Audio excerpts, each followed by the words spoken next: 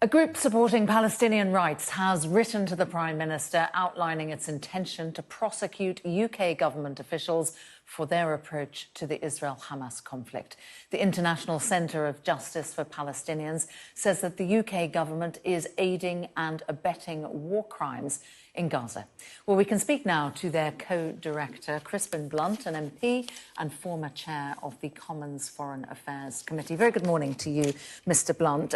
This is an unusual position, isn't it, for you to be in, to be writing to the Prime Minister and saying you could be complicit in war crimes? Well, it's a Prime Minister of whom I'm an enthusiastic supporter. And I'm not entirely sure that my colleagues have quite grasped the legal peril that they are in or fully understand the international law in this area.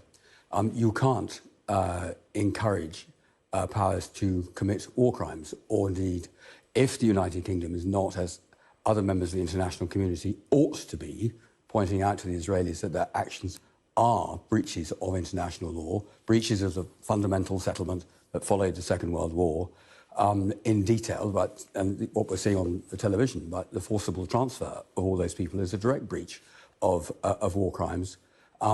Everyone must act to restrain people if you know it's going to happen. Well, the government has said that they support Israel's right to defend itself. Of course, but it must be within international law. OK, so where is the complicity here on the part? Because if you know that a party is going to commit a war crime, and this forcible transfer of people is a precise breach of one of the statutes that governs international law and all states in this area, then you are making yourself complicit.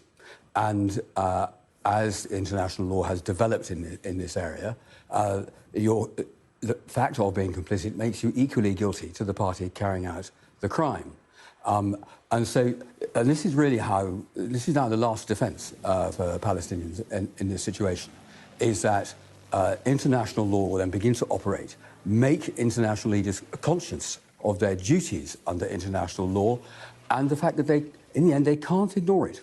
And they ought to be acting to restrain our ally from taking actions that are breaches of international law. So that is what you're warning the Prime Minister, that you're saying that is what he and other government ministers must do? It goes beyond government ministers. Indeed, any politician who is then egging in turn to Israel on to breach international law and support Israel in the conduct of this operation. Of course, our hearts will go out to the State of Israel and the people there for the appalling atrocity committed on it. But what we're not allowed to do is witness one crime being piled on with another, which is simply going to make the situation worse, but it's also fundamentally wrong. So what you are calling on is for a change in language, or are you calling on the government not to be sending those auxiliary ships? I think that what we would suggest to the government is they ought to be supporting the UN Secretary-General's call for an immediate ceasefire and for getting aid and supplies into the beleaguered population in Gaza.